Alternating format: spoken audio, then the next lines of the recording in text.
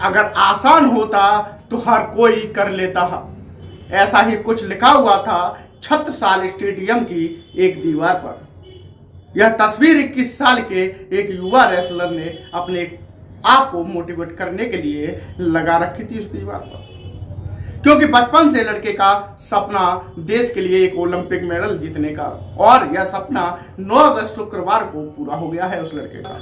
युवा रेसलर ने Paris Olympics 2024 में देश को छठा मेडल दिला दिया है। नाम है अमन सहरावत। सहरावत ब्रांज मेडल के मुकाबले में पोर्तो रिको के रेसलर को मात दी। सहरावत ने 57 किलोग्राम कैटेगरी के इस मुकाबले में डारेन क्रूज को 135 से पटक दिया है और अपने ओलंपिक्स डेब्यू में देश के लिए ब्रॉन्ज मेडल जीत लिया है। सुशील कुमार को देखकर रेसलिंग की शुरुआत करने वाला यह युवा और रवि दहिया को अपना आदर्श मानने वाला यह लड़का कौन है, आइए जानते हैं। अमन सहरावत, इसका जन्म 16 जुलाई 2003 को हुआ। हरियाणा के झज्जर जिले के बीरोहर गांव में बचपन से ही गांव में कुश्ती करने का इसका शौक था, तो कुश्ती शुरू कर दी।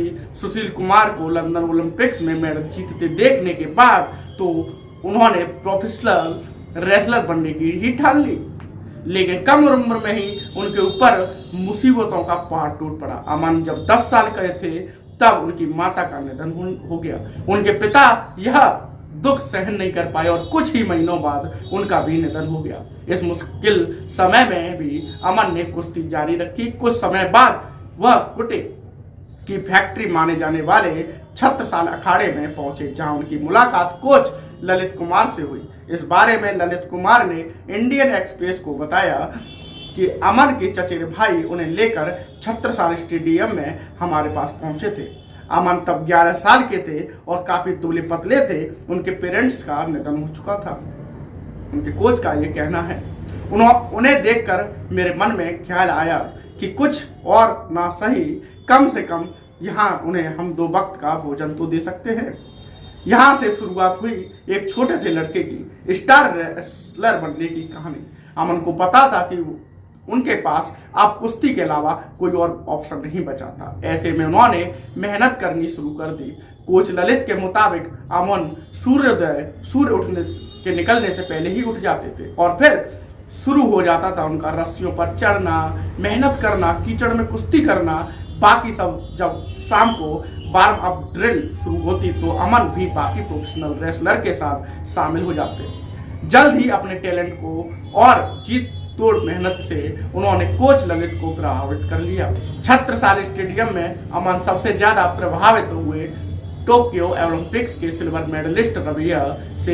एक रिपोर्ट की माने तो वह रवि को लगातार कुश्ती करते देखते थे। रवि की जीत टेक्निक पसंद आती थी। अमन उन्हें तुरंत ही सीखने की कोशिश करने लगते थे। हर साल 2018 में पहला मौका आया जब अमन ने रेसलिंग में अपनी कुश्ती छाप छोड़ी। 2018 में वर्ल्ड कैडेट चैंपियनशिप में उन्होंने ब्रॉन्ज मेडल जीता, जबकि साल 2021 में उन्होंने नेशनल चैंपियनशिप का खिताब अपने नाम कर लिया और फिर साल 2022 के अंदर 23 वर्ल्ड चैंपियनशिप, जहां युवा रेसलर गोल्ड मेडल जीतने के वाले पहले भारतीय पहलवान बन गए। इसी साल एशियन गेम्स में अमन ने 57 किलोग्राम कैटेगरी में ब्रॉन्ज मेडल अपने नाम किया।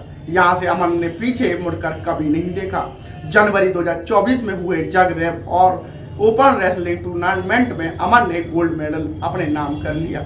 सबसे खास बात यह रही कि उन्होंने अपने सारे विरोधियों को टेक्निकल सुपरियोर से हराया। अमन का सपना वो पेरिस ओलंपिक्स का था, लेकिन इस दौरान अमन की राह में खड़े थे उनके ही आइडल रवि दहिया। दोनों 57 किलोग्राम कैटेगरी में हिस्सा लेते थे। ऐसे ही उनके पास रवि को हराने के अलावा कोई ऑप्शन नहीं बचा था। मौका था 2024 में एस क्वालिफायर टूर्नामेंट का, जहां उन्होंने रवि दहिया को 14 और 13 के अंतर से हरा दिया और उन्हें इस्तांबुल में होने वाली वर्ल्ड रेसलिंग क्वालिफिकेशन टूर्नामेंट में हिस्सा लेने का मौका मिल गया।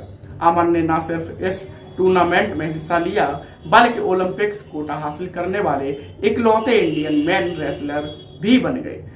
पारस ओलंपिक्स में 57 किलोग्राम की फ्री स्टाइल राउंड ऑफ 16 का पहला मुकाबला मैसेडोनिया में पहलवान के खिलाफ खेला, जिसे उन्होंने टेक्निकल सुपरियोर के आधार पर 10-0 से जीत लिया। क्वार्टर फाइनल मुकाबले में भी अमन की यही फॉर्म बरकरार रही। उन्होंने अल्बानिया के पहलवान को 12-0 से हरा दिया। हालांकि सेमीफाइनल के मुकाबले में अमन के सामने नंबर 1 रेसलर रिही गुची थे।